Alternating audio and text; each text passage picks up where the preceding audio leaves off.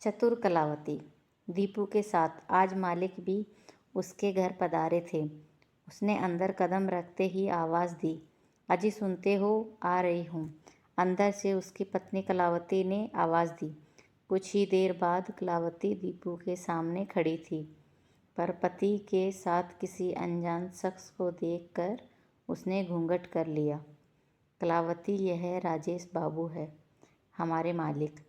आज मैं काम पर निकला, पर सिर में दर्द होने के चलते फतेहपुर चौक पर बैठ गया और चाय पीने लगा।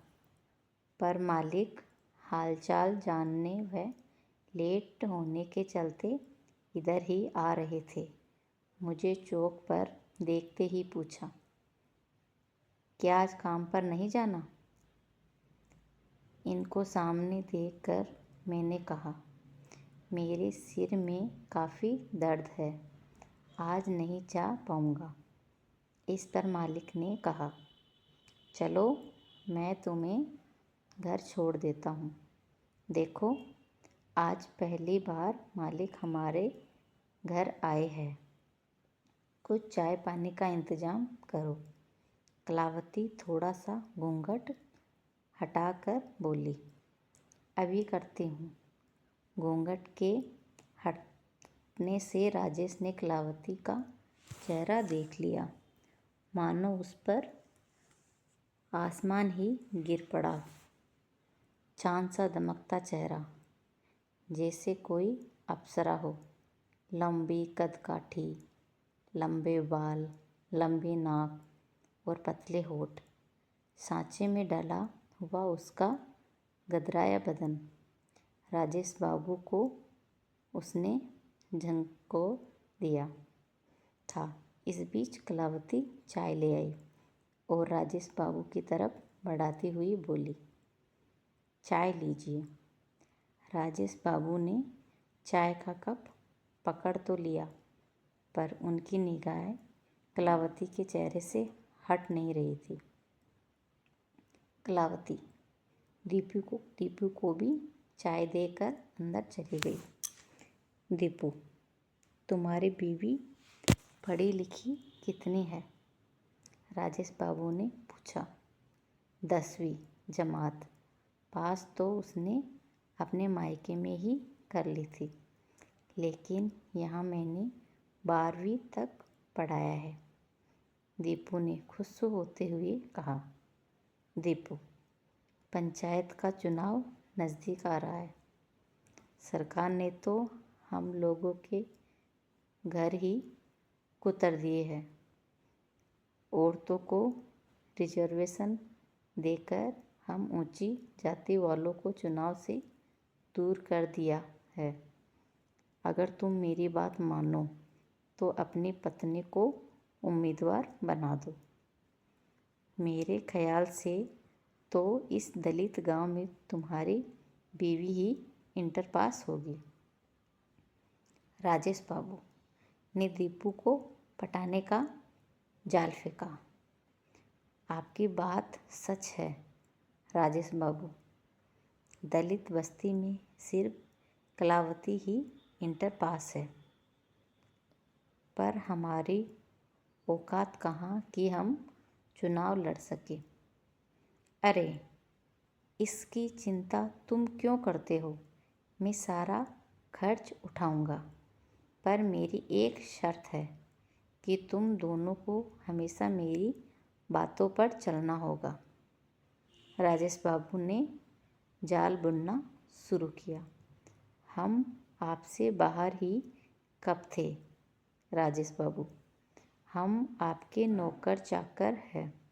आप जैसा चाहोगे वैसा ही हम करेंगे, दीपू ने कहा। तो ठीक है, हम कलावती के सारे कागजात तैयार करा लेंगे और हर हाल में चुनाव लड़वाएंगे। इतना कहकर राजेश बाबू वहाँ से चले गए। कुछ दिन तक चुनाव प्रचार जोर शोर से चला। राजेश बाबू ने इस चुनाव में पैसा और शराब पानी की तरह बहाया। इस तरह कलावती चुनाव जीतने में कामयाब हो गई। कलावती व दीपू राजेश बाबू की कठपुतली बनकर हर दिन उनके यहाँ दरबारी करते। खासकर कलावती तो कोई भी काम उनसे पूछे बिना नहीं करती थी।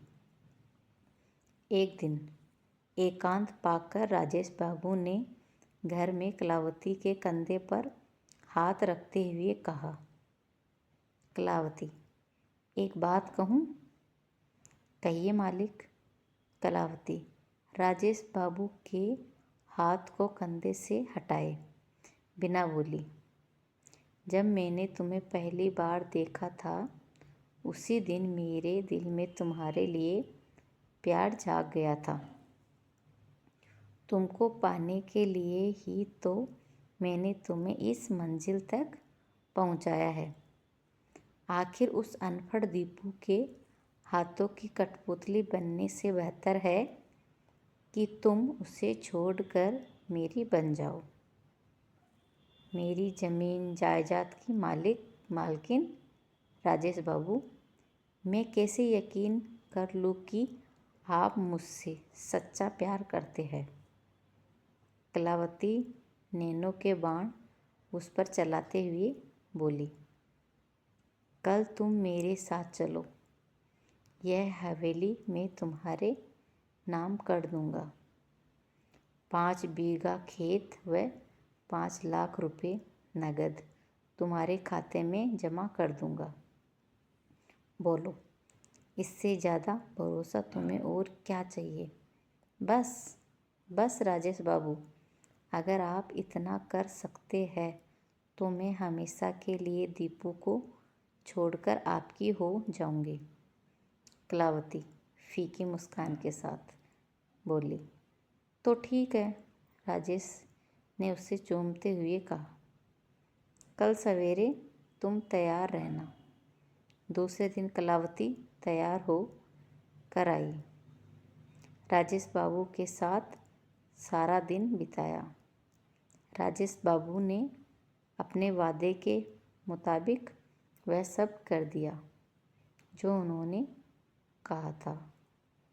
2 दिन बाद राजेश बाबू ने कलावती को अपनी हवेली में बुलाया। वह पहुंच गई तो राजेश बाबू ने उसे अपने आगोश में भरना चाहा। तभी कलावती अपने कपड़े कई जगह से फाड़ते हुए चीखी, बचाओ बचाओ।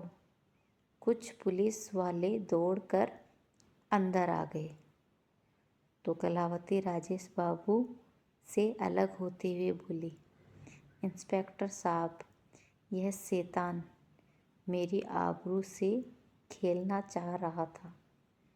देखिए मुझे अपने घर बुलाकर किस तरह बेइज्जत करने पर तुल गया। यह भी नहीं सोचा कि मैं इस पंचायत की मुखिया हूँ। इंस्पेक्टर ने आगे बढ़कर राजेश बाबू को दरबोचा और उसके हाथों में हथकड़ी डालते हुए कहा, यह आपने ठीक नहीं किया राजेश बाबू।